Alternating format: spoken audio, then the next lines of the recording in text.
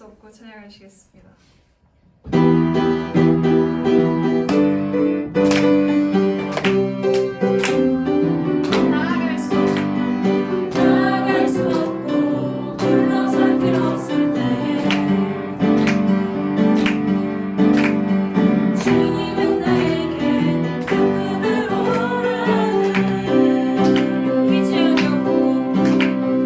의지하려고 외로움에 지칠 때에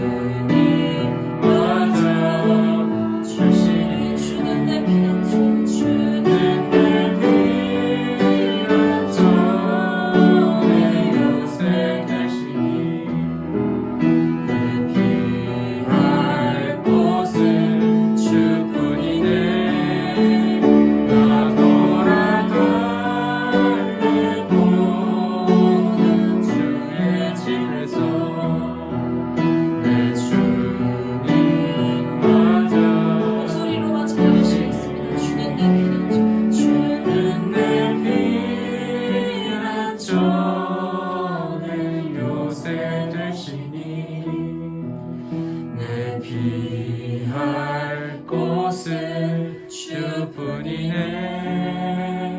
나 돌아갈래 보얀 주의 질서 내 주님 맞아주시니.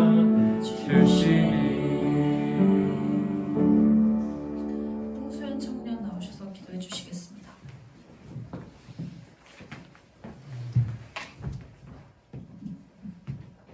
기도하겠습니다. 하나님 아버지, 오늘도 주의 전에 나와 예배드릴 수 있도록 인도해 주심에 감사합니다. 아멘. 이 시간 저희의 모든 생각과 걱정들을 내려놓고 오로지 주님께 집중할 수 있는 시간이 되게 도와주세요. 아멘. 한 주 동안 하나님의 말씀보다 자신의 욕구와 욕망에 따라 살았던 모습들이 있습니다. 또 우리가 깨닫지 못하고 지는 죄들이 있습니다. 주님, 이 모습들을 회개하오니 주의 보혈로 정결케 하시고 우리를 깨끗하게 하여 주시옵소서. 아멘. 수련회를 위해 기도합니다. 준비하고 수고하는 손길들을 기억하여 주시고 주님의 안에서 주님의 뜻대로 모든 것이 잘 준비되어질 수 있도록 하시고, 아직도 참여를 고민하는 청년들, 시간이 되지 않는 청년들에게 수련회 자리에 참여할 수 있도록 여건을 마련하여 주셔서 아멘. 많은 이들이 함께 참여할 수 있도록 도와주세요. 아멘. 또한 이번 수련회를 통해 우리를 향한 하나님의 뜻을 알게 하시고 하나님을 더욱 알아가는 은혜가 풍성한 시간이 되게 해주세요. 아멘. 군대에 가 있는 청년들을 위해 기도합니다. 추운 날씨 가운데서 또 다시 심해지는 코로나 상황 가운데서 그들의 건강을 지켜주시고 육체적 건강뿐만 아니라 그곳에서 좋은 인연들을 만나게 하시고 하나님을 의지하며 주님과 함께 어려움도 잘 극복할 수 있도록 영적 건강도 지켜주세요. 아멘. 청년부를 위해 기도합니다. 각자 바쁘게 살아가는 삶 속에서도 우리의 우선순위가 주님이 되게 하시고 아멘. 끊임없이 주님과 교제하며 주님이 주시는 평안을 누리며 살아가게 해주세요. 아멘. 또 주님께서 맡겨주신 여러 가지 일들을 부담보다는 기쁨으로 순종해 나갈 수 있는 마음을 허락해 주세요. 아멘. 각자 마음속에 말 못할 아픔이 있다면 주님의 사랑으로 위로하시고 회복할 수 있는 힘을 더하여 주세요. 아멘. 오늘 말씀 전하시는 목사님께 성령 충만함을 허락하여 주셔서 듣는 우리의 귀와 마음이 열리게 하시고 한 주간 이 말씀들을 기억하고 적용하며 살아가게 도와주세요. 아멘. 예수님의 이름으로 기도합니다. 아멘.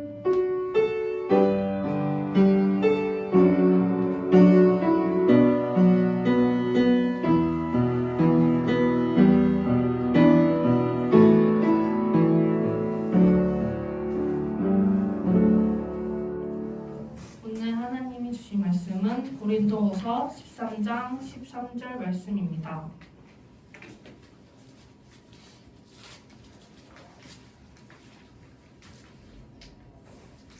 고린도후서 13장 13절 말씀 제가 읽겠습니다. 주 예수 그리스도의 은혜와 하나님의 사랑과 성령의 교통하심이 너희 무리와 함께 있을지어다. 아멘. 목사님 나오셔서 성삼이라는 제목으로 설교 전하여 주시겠습니다.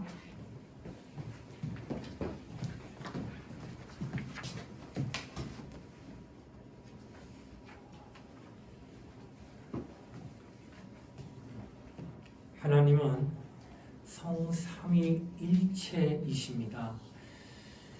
삼위일체란 이런 말을 우리 기독교인들이 많이 사용하는데, 이는 성부와 성자와 성령 이 삼위가 일체이신 분이라는 뜻으로 나타나는 겁니다. 사람은 각각 기능을 달리하고 있는 영과 혼과 육체 이 세 가지 기능을 합하여 비로소 한 인격이 나타나고 있습니다. 그러나 사람에게는 영혼은 참 영원합니다. 영적인 존재는. 하지만 육체라고 하는 것은 매우 짧아 시한적 존재입니다. 그래서 사람은 하나님과 비교할 수 없는 존재임을 성경을 통하여 우리가 알게 됩니다. 하나님은 아버지의 인격, 아들의 인격, 또 성령의 인격으로 각각의 인격을 가지셨으나 삼위의 일체이신 한 하나님이시라라는 거예요. 굉장히 듣게 되면 뭔 말인지 생소하기도 하고 이해하기가 어렵다라는 표현을 씁니다. 분명히 아버지의 인격, 아들의 인격, 성령의 인격 하면서 인격이 분명히 세 분인데 근데 한 분이시다라고 이렇게 표현한다라고 하는 것입니다. 이해할 수 없을 그런 모습같이 느껴질지 모르지만 그러나 또 달리 한편 생각하면 좀 쉽게 말하자면 이렇습니다. 위라고 하는 거, 그 위치를 얘기해요. 그러니까 아버지의 위, 아들의 위, 성령의 위. 그러나 한 분이시다. 여러분이 좀 쉽게 설명을 할 테니까 듣고 잘 이해하셨으면 좋겠어요. 여러분 제가 여기 서 있지만 여러분에겐 제가 호칭적으로는 목사님 이렇게 불림을 받습니다. 그런 제가 집에 가게 되면 어머니를 딱 마주하면 어머니 저 다녀왔습니다 하면 어머니가 저한테 뭐라고 말씀하시느냐, 아들 왔어? 하고 말을 해요. 그리고 난 다음에 네 하고 이제 아내를 맞이하면 아내는 나를 향하여서 아내는 나를 향한 남편, 아빠의 이름을 불러요. 예림이 아빠 왔어요? 이렇게 얘기합니다. 또 그런가 하면 우리 딸은 나를 바라보고 뭐라고 할까요? 아빠 왔어? 하고 얘기한다는 거예요. 내가 우리 가정에 들어가는 순간 그때부터 나는 아들의 위가 있고요. 남편의 위가 있고 아빠의 위가 각각 나타난다. 그래도 내가 세 사람일까? 아니요, 나는 하나야. 근데 위가 틀린 거예요. 아빠로서, 아들로서, 남편으로서 위가 다 각각 다른 것처럼 하나이지만 그 어머니 앞에서의 아들의 인격을 나타내고 아내 앞에서는 남편의 인격을 나타낼 것이고 아이들 앞에서는 아빠의 인격을 나타낼 거란 말이에요. 그래서 삼위일체라고 하는 건 아버지의 위가 있고 아들의 위가 있고 성령의 위가 있지만 삼위일체 한 분 하나님이다 라고 표현할 수 있다는 거예요. 이게 제가 여러분에게 설명할 수 있는 최선입니다. 내가 그 이상을 어떻게 성부, 성자, 성령 하나님을 표현하기가 좀 어려워요. 이해가 되세요? 네. 감사해요. 이해가 된다니까. 이렇게 삼위일체이신 하나님. 자, 이렇게 성부와 성자와 성령 영원전부터 영원토록 함께 계신 분이시며 또 영원전부터 영원토록 한 하나님의 각 위를 가지고 계신 분이다. 이렇게 표현하는 거예요. 여기서 하나님 아버지는 영원한 하나님의 본질을 말합니다. 그래서 성부의 위, 아까부터 계속 위를 얘기하는 거예요. 위는 만유보다 크신 분으로 영원하신 분. 그러니까 영원성에 대한 본질로서는 누가 위를 갖고 계시느냐?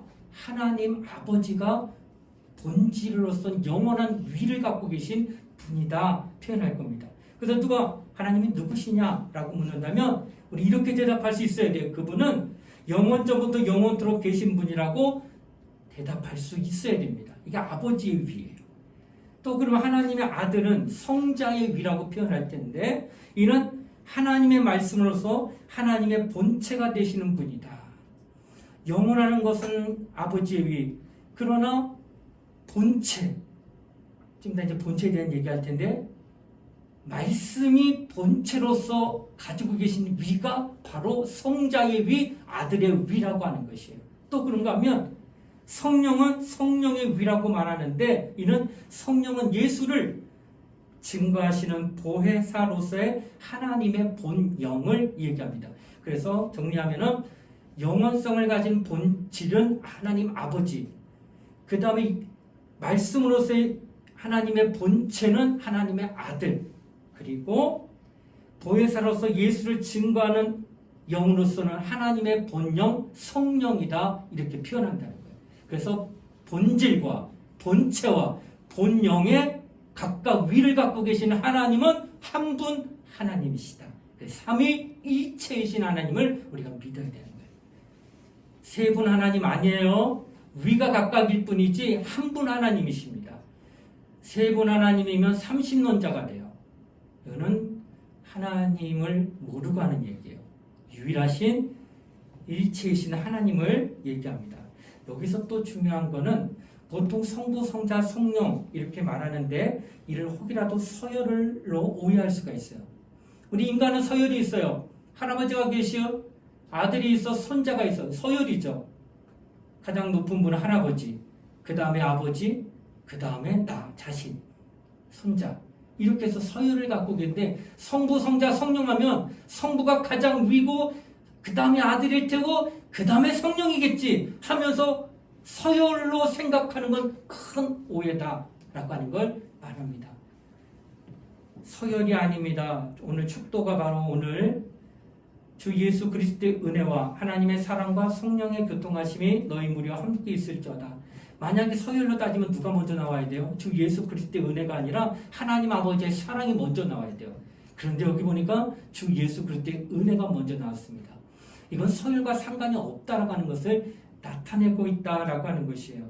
그러므로 성부와 성자와 성령은 하나님의 서열을 말하는 것이 아니라 한 하나님의 삼위를 말하고 있다고 하는 것을 말해야 됩니다. 지금 한 10분간 계속 삼위일체에 대한 이야기를 여러분에게 계속 강조하고 있는 까닭은 무엇일까? 왜 이렇게 삼위일체에 대하여 말씀하고 있는가 하면 삼위일체를 알아야 바로 예수 그리스도를 잘 알기 때문에 그래요. 삼위일체를 모르면 내 영혼아 예수를 알자 해서 예수에 대하여 계속 공부하고 말씀을 가르치는데 뭔가 빈약하게 느껴져요. 삼위일체를 잘 모르면 예수를 잘 알 수가 없어요. 삼위일체를 알므로 예수가 어느 역할을 하시고 어떤 분인가를 분명하게 깨달을 수 있다라고 하는 것입니다. 그래서 좀 시간을 놓고 얘기하는 겁니다. 그러면 예수를 아는 믿음의 기초가 되는 것입니다. 삼위일체를 아는 것이.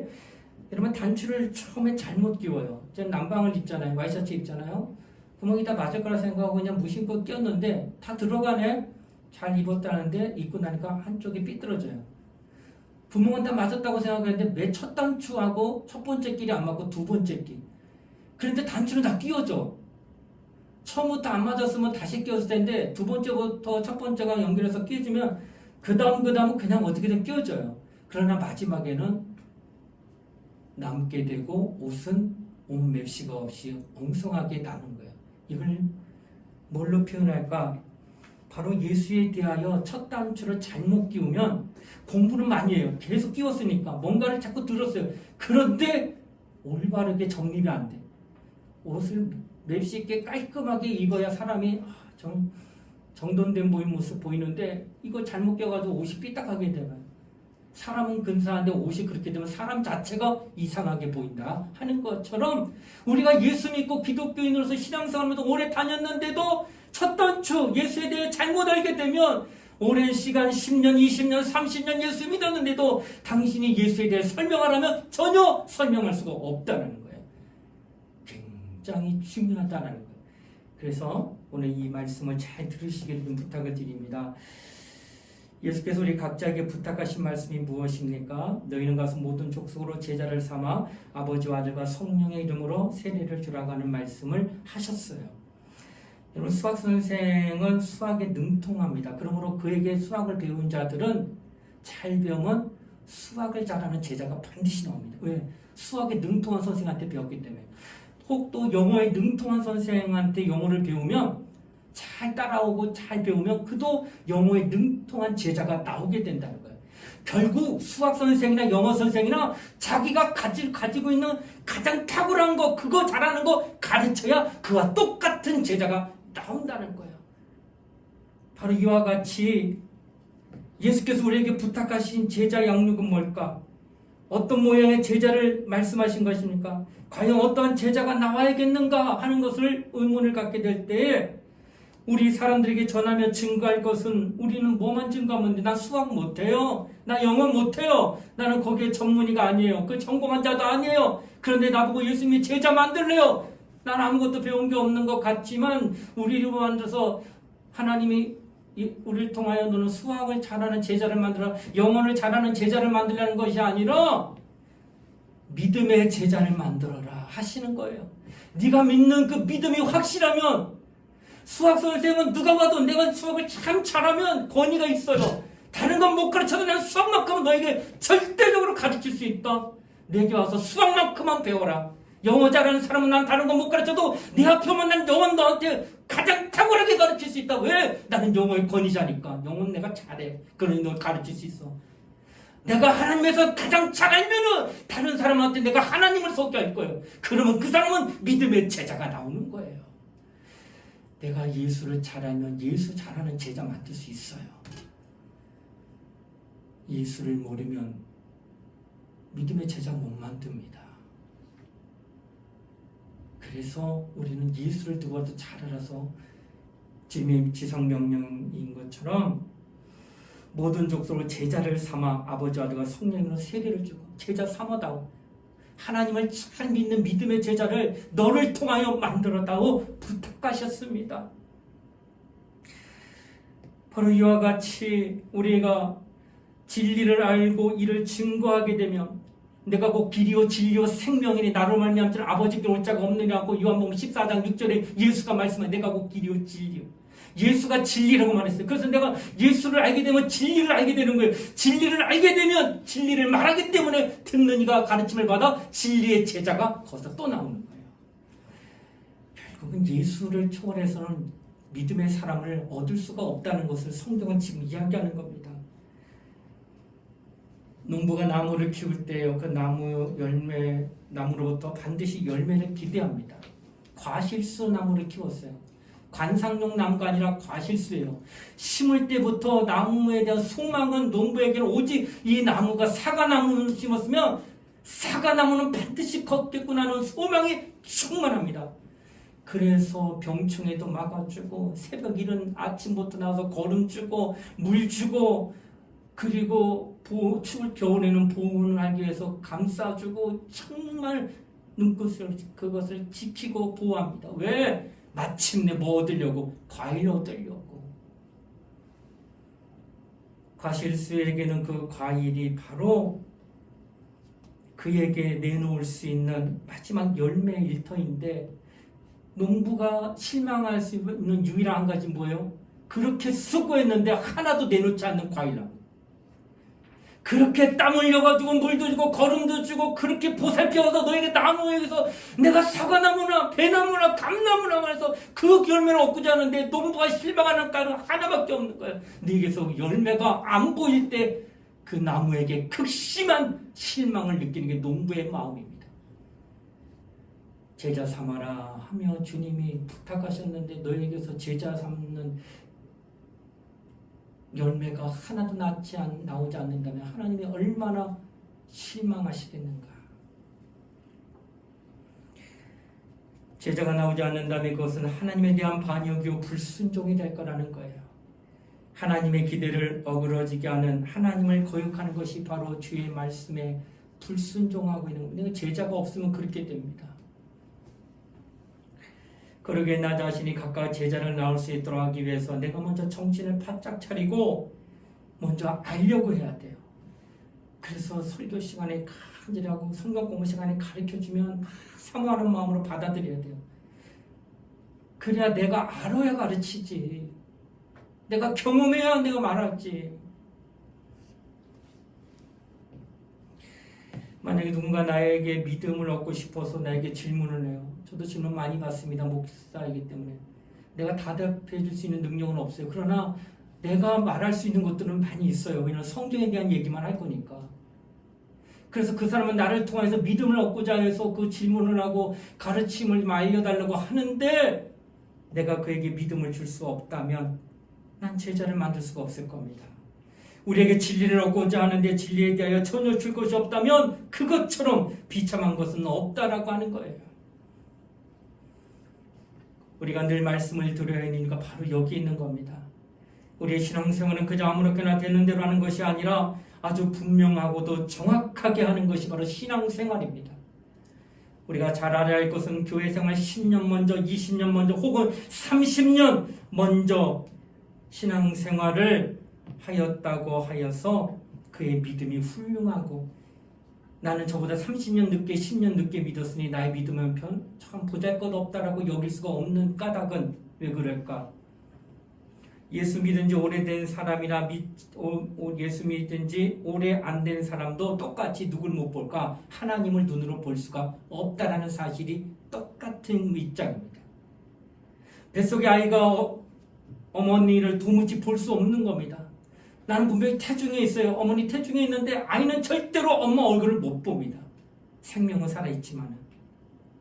오래전에 예수 믿은 사람이나 오늘 믿는 사람이나 하나님을 볼 수 없는 입장은 똑같다고 하는 거예요. 그렇다고 해서 그분이 안 계신 것이 아니라 그분은 만물을 창조하신 영원전부터 계신 하나님이 틀림이 없는데 눈에 보이지 않는 그 하나님을 바라보고 소망하는 것은 그 사람이 나랑 똑같다는 거예요. 10년 먼저 믿은 사람이나 지금 믿어서 10년이 뒤처진 사람이나 똑같다고 하는 거예요. 그러므로 성경은 말합니다. 본래 하나님을 본 사람이 하나도 없다. 요한복음 1장 18절에 말합니다. 왜냐하면 하나님은 하늘보다 크신, 곧 만유보다 크신 하나님이기 때문이라는 거예요. 지난번도 말씀드렸죠. 빛의 속도가 똑딱할 때 30만 킬로 달려갑니다. 여기서 태양까지 약 8분이 걸려요. 태양을 보는 순간 이 빛을 내가 보는 순간 본 게 아니라 8분 전에 빛을 발하는 그 태양빛을 비로소 8분 후에 내가 느낀 것뿐이에요. 그 거리차가 너무나도 멀어요. 근데 이 우주는 태양계의 은하수라고 그러나요? 이거가 2천억 개가 있대요. 그 2천억 개가 또 2천억 개가 있는 게 바로 우주라고 합니다. 그래서 우주의 외벽부터 외벽까지 약 150억에서 200억 광년이 겁니다. 이 억 광년은 무슨 속도로? 빛의 속도로 달려갈 때. 태양까지 8분 거리인데 이 벽에서 저쪽 벽까지 가는데 약 200억 광년이 걸립니다. 이거는 상상할 수 없는 거리입니다. 그게 우주예요. 그 우주 넘어 있는 게 바로 영계라고 하는 하나님이 계신 하늘인데 이 하나님이 계신 하늘은 이 우주는 마치 지구상에 있을 때 이 부평 5동과 똑같다는 거예요. 부평 5동이 지구 안에 지도에 그려놓을 수 있을까? 지구본에 넣은 다음에 점 하나 찍으면 돼. 부평 5동. 그런 크기가 우주 크기예요. 어디에? 하늘에 비해서. 그 큰 하늘보다 누가 더 커요? 하나님이 더 크니 하나님은 눈으로 볼 수가 없다 하는 거예요. 만유보다 크시다. 하늘보다 크시다. 그래서 눈으로 하나님 뵙기를 원하면 죽을 때까지 못 보는 거예요. 너무 크셔가지고. 바로 성경은 지금 그 부분에 대하여 말씀하고 있다라고 하는 겁니다. 이와 같이 하나님은 눈으로 볼 수도 없고 손으로 잡을 수도 없는 분이기 때문에 하나님을 인격적인 존재로 인정치 아니하고 관념적인 존재로 오해하기가 쉽습니다. 눈에 보이지 않으니까 그냥 하나님이 있으면 있는 거고 없으면 없는 거야. 이렇게 표현한다는 거예요. 너무 커서 못 보니까. 인격은 뭘까? 존재, 그리고 지정의, 그리고 지배력을 나타내는 게 인격입니다. 존재와 지정의와 그리고 지배력을 나타내는 게 인격이다라는 거예요. 그러나 사람들은 하나님을 이와 같이 인격적인 존재로 인정하지 아니하고 눈에 보이지 않으니까 관념적인 존재로 생각하고 그냥 하나의 상상의 존재로 여기기 쉽다고 하는 게 큰 오류입니다. 심지어 그리스도인하고 자찬을 사는 가운데에 하나님은 어디 있어요? 내 마음에 있지. 내 마음에 있으면 있는 거고 없으면 없는 거지. 이렇게 표현하기도 합니다. 그러나 하나님은 분명히 인격적인 존재입니다. 결국 관념적인 존재가 아님을 우리가 잘 알아야 된다는 거예요. 인격, 아까 지성과 감정과 의지가 있어야 돼요. 그리고 존재가 되는 거예요. 인격 자체 있으면. 그리고 지배력이 있어요. 인격에 의해서. 하나님은 지성이 있어서 모든 것을 아시고 또 알게 하시는 분이에요. 감성이 있기에 사랑도 하시며 그는 성경을 통해 근심하는 것도 나타냅니다. 또 하나님의 의지가 있기 때문에 선택하고 결정하고 마침내 판단도 하시는 게 하나님이 왜? 인격이시기 때문에 그렇습니다. 그분은 비록 사람의 눈에는 보이지 않지만 성경을 통해 깨닫는 것은 하나님은 인격적인 분이심을 분명히 시사하고 있다라는 겁니다. 그러기에 하나님은 자기 안에 나오시는 성령으로 말미암아 우리에게 하나님 자신을 알게 하신다. 눈에 보이지 않는 하나님, 그러나 인격적인데 그 인격을 성령, 하나님 아버지로부터 나오시는 삼위의 성령, 그 성령으로 말미암아 하나님이 눈에는 보이지 않지만 살아계신 분임에 대한 증거를 우리로 인격적인 체험을 통하여 알게 하신다고 하는 것이 오늘 성경에 나타나고 있다는 거예요. 그래서 구약시대의 성령이 인간들 속에 들어오지 않고 다만 어미닭이 알을 품듯이 성령의 감화감동하심으로 모든 사람에게 하나님을 알만한 것을 싹트게 하신 경우가 구약 성경에 나타납니다. 오늘날 모든 사람은 성령으로 말미암아 증거를 받는 신약시대 교회가 우리들입니다. 성령은 하나님 안에서 지금도 나오시는 하나님의 영으로 우리는 하나님 안에서 나오는 하나님의 그 영으로 말미암아 증거를 받고 있다 이렇게 표현합니다. 다시 말하면 성령으로 말미암아 증거받는 것은 다른 말로 바꾸면 성령으로 말미암아 체험을 하고 있다라는 거예요. 자, 그럼 구체적으로 우리가 어떻게 하나님으로부터 증거고 체험을 받을 수 있는가? 하나님은 인격의 하나님이시기 때문에 인격적으로 우리에게 증거합니다. 우리에게 체험을 주신다. 그러게 성령으로부터 우리가 하나님의 깊은 것들을 깨달아져요. 이해가 되져요. 성령이 내 안에 오셔서 하나님의 깊은 것들을 깨닫게 해주세요. 내 지성을 통해서. 또 보여주시고 나타내 주시는 겁니다.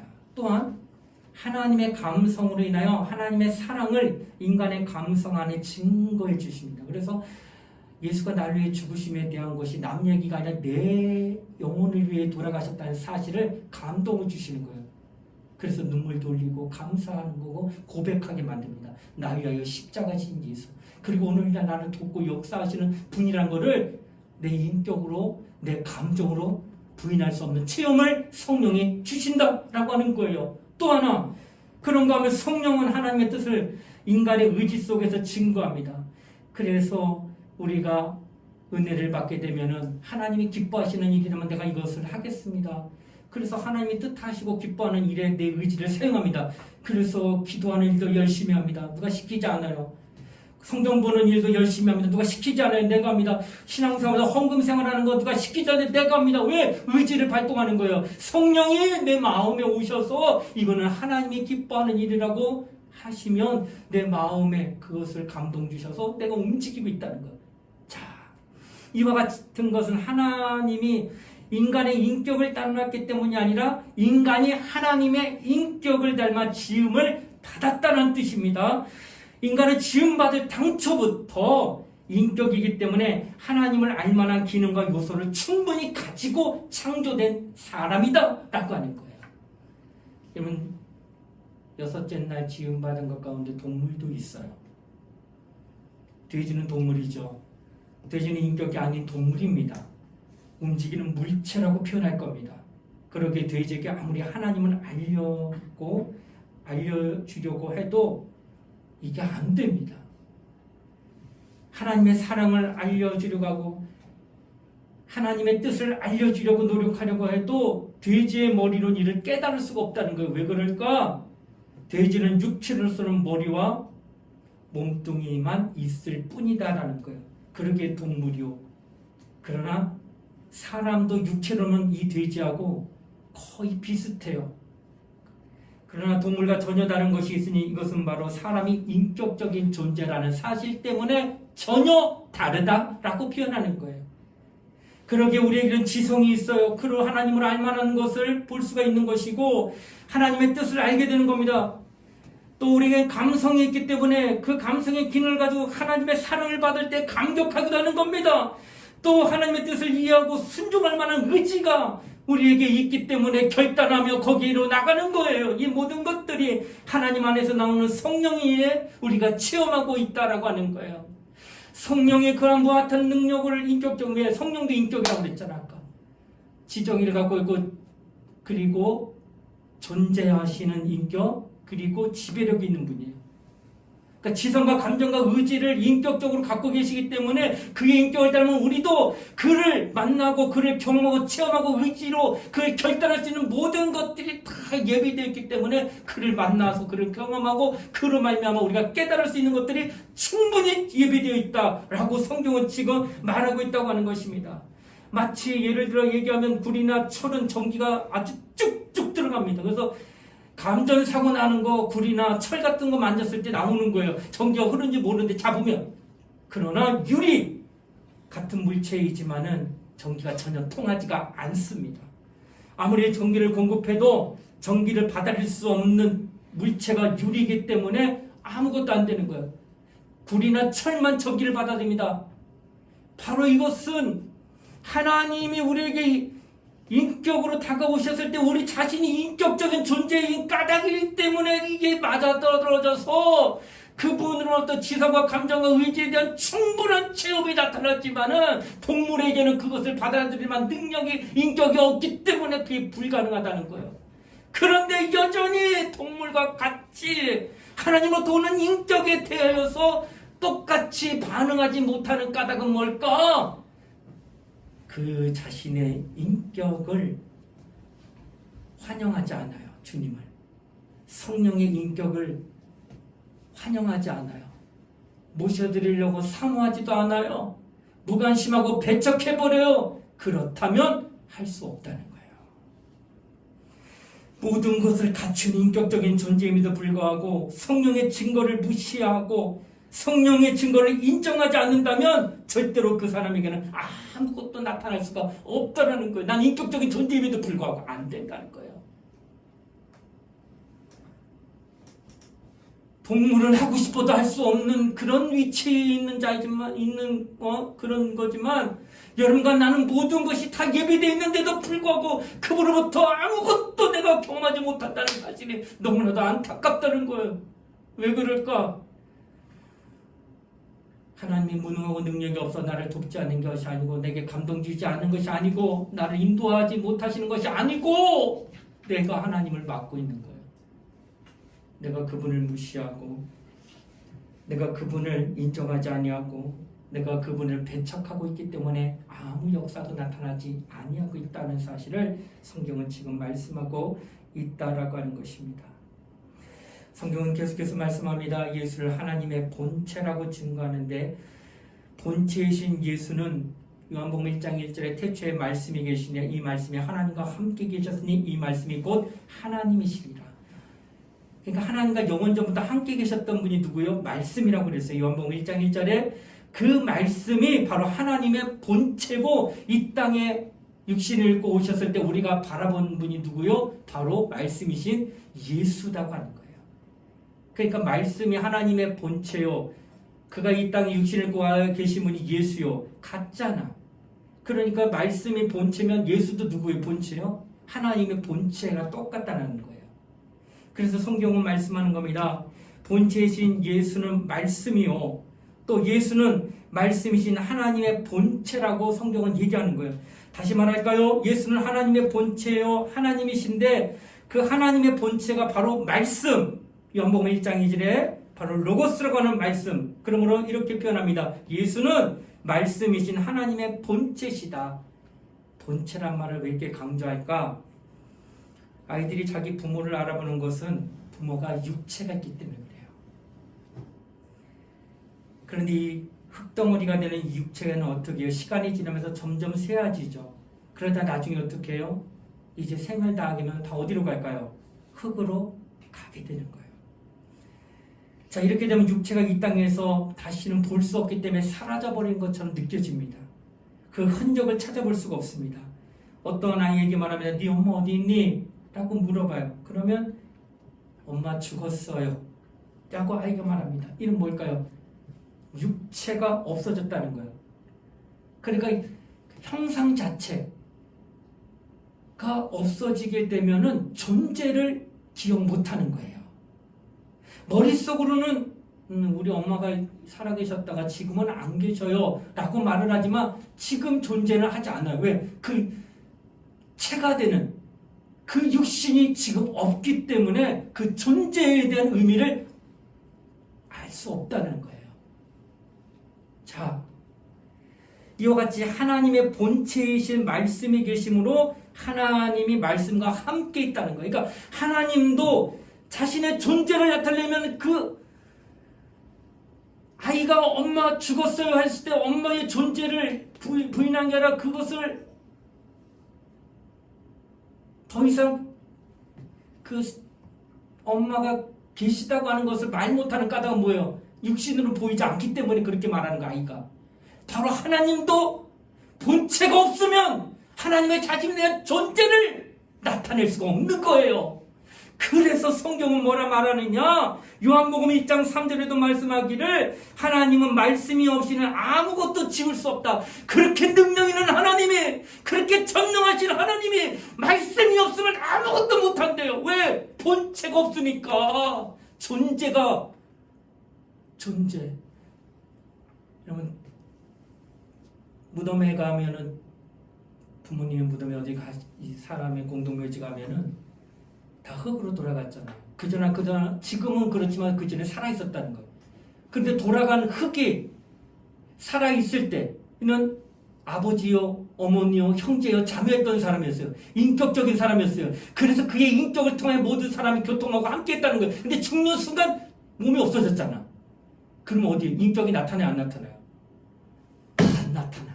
몸이 없으면 끝난 거예요. 하나님도 인격인데 본체이신 말씀이 그와 함께 하지 않으면 하나님도 아무것도 못하시는 거예요. 그의 인격이 드러날 수가 없는 거예요. 본체가 있어야 돼요. 그래서 삼위일체라고 하는 것은 하나라도 분리되면 그건 하나님으로서 존재할 수가 없다고 하는 걸 얘기하는 거예요. 히브리서 11장 3절에 말합니다. 믿음으로 모든 세계가 하나님의 말씀으로 말미암아 지어진 줄 우리가 아나니 보이는 것은 나타나는 것을 말미암아 된 것이 아니니라. 뭘로 말미암아 세계가 졌다? 하나님의 말씀, 그 로고스인 본체가 함께 하셨기 때문에 하나님도 모든 걸 창조하실 수 있었다는 거예요. 바로 이와 같이 하나님의 본체에 대한 예수 그리스도가 우리 신앙의 기초가 되어진다는 거예요. 우리는 하나님의 말씀과 떡을 구별하여 사용할 수 있어야 됩니다. 하나님의 말씀을 마치 음식에 비유해서 이해하려고 하는 분들이 상당히 많습니다. 그러나 예수의 말씀을 자세히 한번 들어보겠습니다. 요한복음 6장 48절 51절 이렇게 증거합니다. 내가 곧 생명의 떡이로다. 너희 조상들은 광야에서 만나를 먹어서도 죽었거니와 이는 하늘로부터 내려온 떡이니 사람을 하여금 먹고 죽지 아니하게 하는 것이니라. 나는 하늘로서 내려온 산 떡이니 이 떡을 먹으면 영생하리라. 나의 줄 떡은 그 세상의 생명을 위한 내 살이로다 하고 주님이 직접 말씀하세요. 난 하늘로서 내려온 떡이다. 생명의 떡이다. 이렇게 표현했어요. 여러분 우리 음식 먹습니다. 아침 먹고 조금 전에 점심 먹고 지금 오후 지나가는데 음식을 먹게 되는 까닭은 가장 중요한 것은 섭취 때문에 그래요. 뭘 섭취해? 영양분을 섭취하기 위해서 음식을 지금 먹는 겁니다. 그래서 아침 먹으면은 점심시간까지 한 서너 시간 동안 그 섭취한 영양분을 받아들여서 에너지를 만들어서 공부도 하고 내가 가고 싶은 데를 에너지를 써서 움직이기도 하고 운동하고 싶으면 그걸 통해 운동도 합니다. 하지만 점심때가 되면 또 뭐 먹어야 돼요? 점심 밥 먹어야 돼요. 왜? 먹고 나서 에너지 충전해 또 오후에 그 시간을 또 버티는 거예요. 하고 싶은 거 할 수 있고. 그리고 저녁 먹고 나면 또 어떻게 해야 돼요? 저녁 시간 되면 저녁 먹고 잠자고 그 다음날 아침까지 소화하면서 몸을 지탱하는 일을 음식을 통해 하고 있다. 그래서 하루에 몇 끼 먹어요? 3끼의 식사를 꼬박꼬박 먹으면서 그날의 하루하루 24시간을 내가 주어진 시간을 내게 주어진 건강을 사용하고 있다는 것. 그러나 막 사용하는 것이 아니라 음식을 섭취함으로 영양분을 받아서 그렇게 살아가고 있다라고 하는 겁니다. 여러분 이처럼 음식은 영양이 보충될 뿐 평생 장수할 만큼의 영양이 그 몸에 한 번 먹는다고 들어가지 않는다고 하는 거예요. 끼니 때마다 밥을 먹어야 하는 까닭을 보면 잘 알잖아요. 아침 먹고 내가 한 달 동안 안 먹을 수 있다고 한다면은 그 밥 먹는 시간까지 내가 다 사용할 수 있을 것 같아. 그러면 뭐 한 몇십 시간을 내가 더 뭘 할 수 있을 것 같아. 공부를 해도 뭘 다 할 수 있을 것 같은데 아침 한 끼 먹으면 딱 3-4시간만 지나면 또 배고파 허기져요. 이게 바로 다음에 에너지를 먹어야 필요로 하는 그것을 몸이 느끼고 달라고 하는 거예요. 지금 신호 보내고 있어요. 바로 이와 같이 때로는 우리는 장수하려고 그토록 몸부림쳤던 진시황 모든 고난을 다 사용해가지고 세상에 그 신하들과 병사들을 다 뿌려요. 그 중국 땅에다가. 그리고 말합니다. 중국 땅도 없으면 그 너머 땅끝 어디로 가서라도 불로초를 캐가지고 갖고 오는 자 내가 상 주리라. 수십만 명이 다 뿔뿔이 흩어졌어요. 그 찾으러 갔다가 찾고 찾는데 마지막에 돌아온 사람이 있느냐? 없다라는 거예요. 불로초가 없대. 진시황 그렇게 모든 권한과 모든 권세를 가진 그 나이가 몇 살에 죽었느냐? 49살에 죽습니다. 음식의 영양분을 오래 머물지 않는다는 걸 확인하게 됩니다. 끼니 때마다 밥을 먹어야 하는 것을 보면 잘 알 수 있듯이 인삼 녹용 먹었다고 해서 평생 밥 안 먹는 거 아니에요. 아무리 좋은 보약이라도 얼마 동안은 지속이 되겠지. 힘이 나는 것 같아. 그러나 그것이 10년, 20년, 아니 내 죽을 때까지 그 효력이 나타나느냐? 밥도 안 먹어도 될 정도로 전혀 그런 건 없다라고 하는 거예요. 결국 음식을 통하여 깨닫는 바는 뭘까?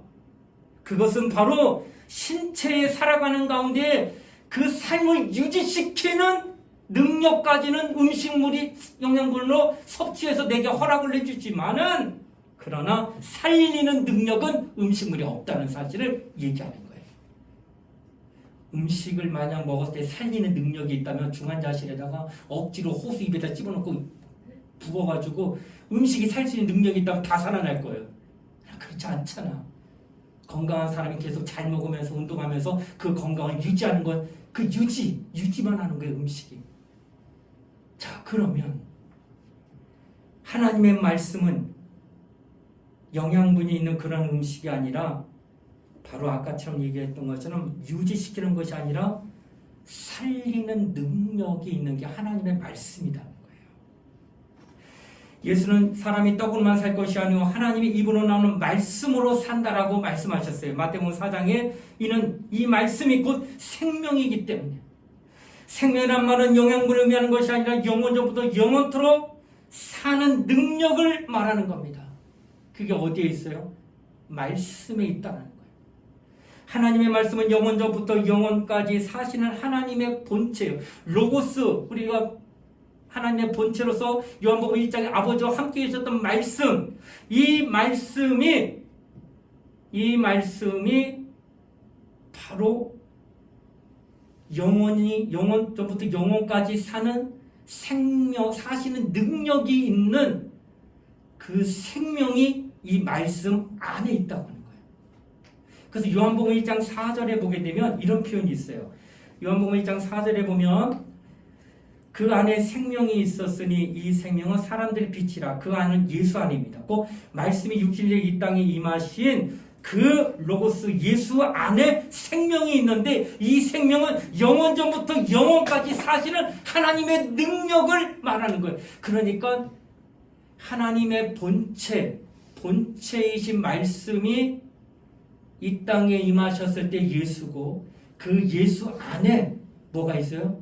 영원전부터 영원까지 사는 능력이 있는 생명이 그 안에 있다는 거예요. 그래서 예수는 영생입니다. 그 예수가 내 안에 들어오면 당신도 영생이에요. 그래서 예수 영접하면 영원한 생명 얻는다는 표현을 쓰는 거예요. 내가 어떻게 영원한 생명을, 육신은 죽지만은 당신의 영혼이 예수를 받아들이는 순간 영혼이 살리는 능력을 그랬잖아요. 예수가 그 안에 있는 생명이 죄로 말미암아 죽었어요. 영이 하나님과 단절돼서 완전히 끊어진 상태예요. 그런데 예수 믿고 구원받게 되면 그 안에 누구를 모시게 돼요? 예수를 모시게 돼요.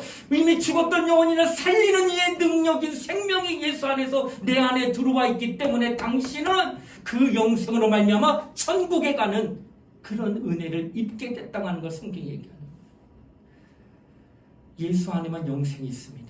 그래서 당신이 예수를 영접하고 예수가 내 안에 계심으로 말미암아 예수가 내게 영원한 생명으로 나타나게 됐다고 하는 사실을 성경은 얘기하는 거예요. 그러므로 예수는 하나님의 생명의 본체로 말씀하셔서 예수가 이 땅을 오셔서 그렇게 눈에 얘기한 거예요. 내 살을 받아 먹어라. 내 피를 받아 마셔라. 왜? 그 자신이 영원한 생명이니까 영원한 생명을 받아 먹어라, 영원한 생명을 마셔라는 뜻이에요. 예수의 살과 피를 먹는 데. 그래서 로고스로서는 그분이 내 안에 인기 있지만 그분이 하신 말씀들 있잖아. 그 말씀이 또한 내게 살이 되고 그 말씀이 또 내 안에 들어와 음료가 되게 하는 거. 그래서 예수가 하신 모든 말씀이 다 생명으로부터 나오는 말씀이에요. 그래서 그 말씀에 순종하는 자, 그 자가 생명을 유지하는 게 되는 겁니다.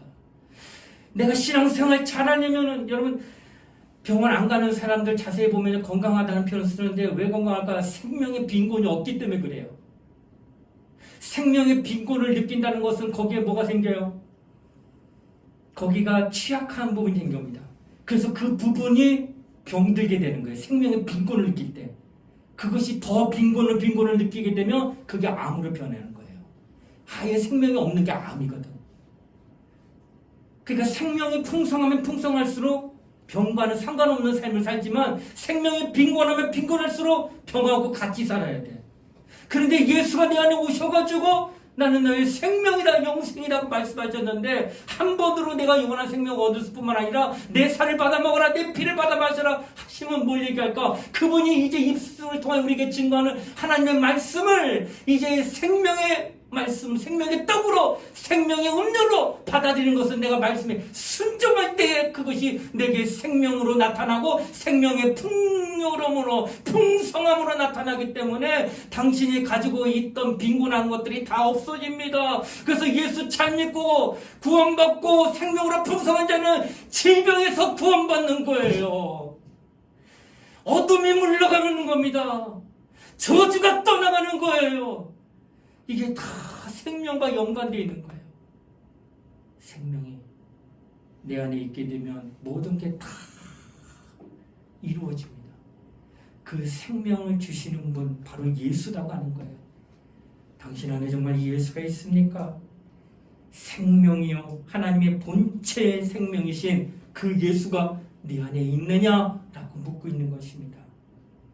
우리를 영원토록 살게 하는 그 생명이 오늘 우리 안에 있습니까? 하나님의 말씀은 입으로부터 나오는 말씀뿐만 아니라 하나님은 자신이 되는 본체가 되시는 로고스가 우리 안에 들어와 계시냐라고 묻는 거예요.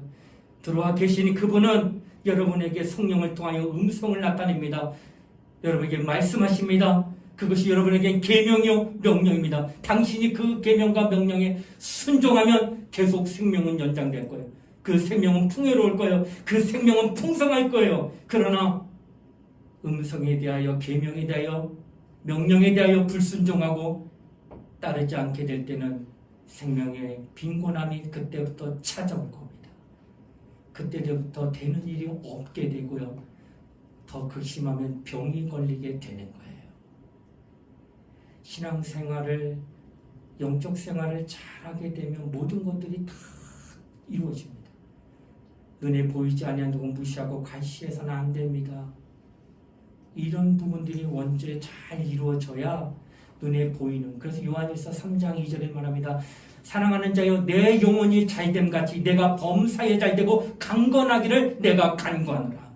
첫 번째가 내 영혼이 잘되면 생명이 풍성하면 범사, 네가 손을 대는 일마다 다 형통하게 되고 그리고 강건해지리라. 그것이 일시적인 것이 아니라 지속적으로 잘 되고 더 나아갈 것이다 하는 표현을 쓰고 있다는 거예요. 뭐가 잘 되면? 내 영혼이 잘 되면.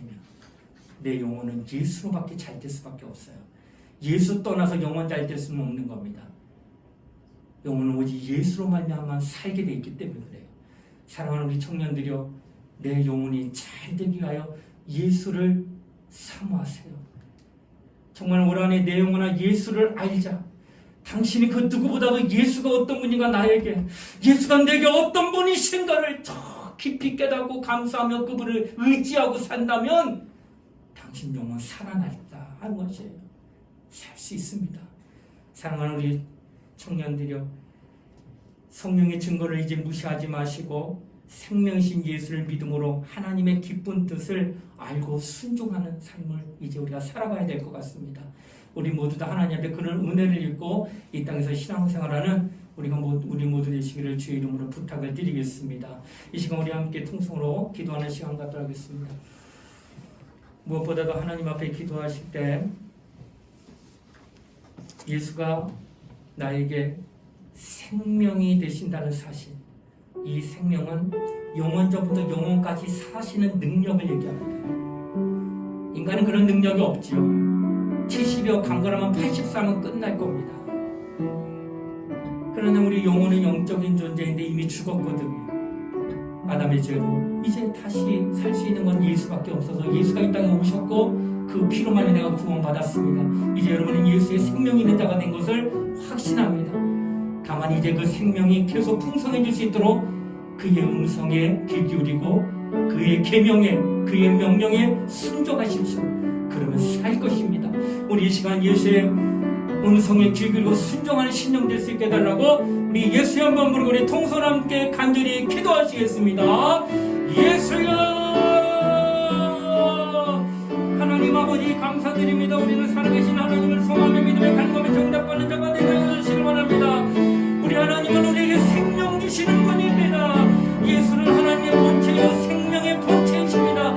그러므로 그 하나님이 존재하셨고 그 하나님이 이런 내 안에 오시고는 영원 전부터 영원까지 사실의 그 능력이 이제는 나와 함께 있으면 나또한 것 같은 은혜를 입고 이 땅을 사랑하는 자가 되게 하시는 감사드립니다.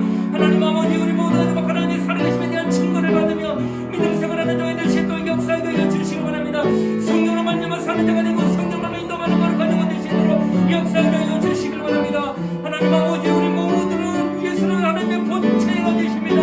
생명의 본체가 되시는 말씀이십니다. 그러므로 우리는 그 영원부터 영원으로 사시는 그 생명을 받아먹는 자가 되게 하여 주시고 그로 말미암아 영원한 생명에 이르는 자가 될 수 있도록 영생하는 자가 될 수 있도록 역사에 되어 주시옵소서. 우리를 살아계신 하나님을 이렇게 의지하고 믿음을 갖고 고백하게 하여 주옵니다.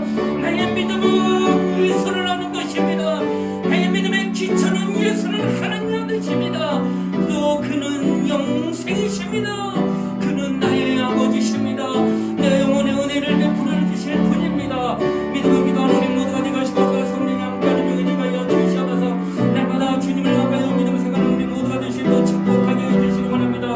하나님 은혜 안에 사는 우리 모두가 되시도록 역사하게 하여 주시옵소서. 우리 모두는 예수의 생명으로 인해 풍성한 삶을 살아가는 자가 되게 하여 주시옵소서. 예수 떠나서는 아무것도 할 수 없습니다. 우리는 영생이 되신 예수만을 의지하며 예수 안에 거하고 예수가 내 안에 거하게 하시는 그런 거룩한 삶을 살아가게 하여 주시기를 원합니다. 우리 모두가 정말 예수 안에 또 예수가 내 안에 계심을 믿고 의지하며 살아가는 우리 모두가 되시도록 축복하게 하여 주시옵소서. 성령으로 감동하시고 하나님 말씀 따라 믿음으로 기도하는 모든 종들 될 수 있도록 역사하시고 인도하게 하여 주시기를 원합니다.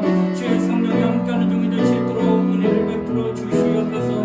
우리로 살아계신 하나님을 수고하며 믿음으로 기도하는 자가 되게 하여 주시옵소서.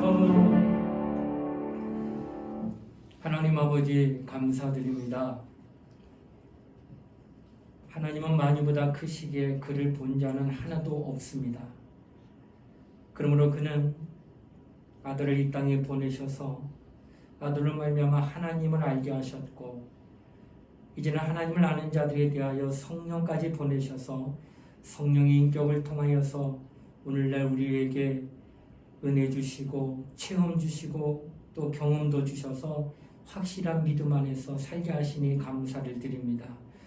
이제는 생명이신 예수를 믿음으로 하나님의 깊은 뜻을 알아 더욱더 순종함으로 풍성한 삶을 살아가는 우리 모두가 되도록 인도하여 주시옵소서. 감사를 드리며 거룩하신 예수님 이름 받들어 기도드리옵나이다. 아멘.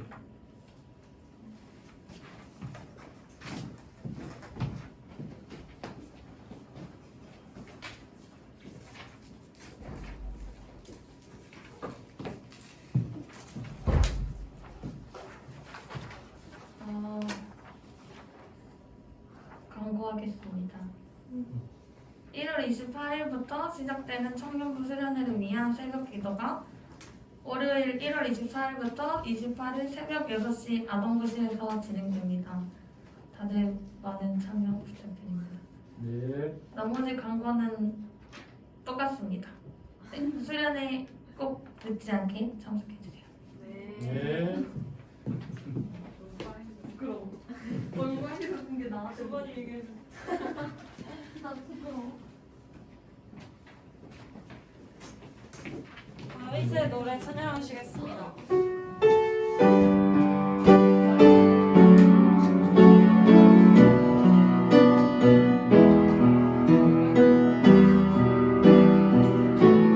그는 나의 주 아버지. 그는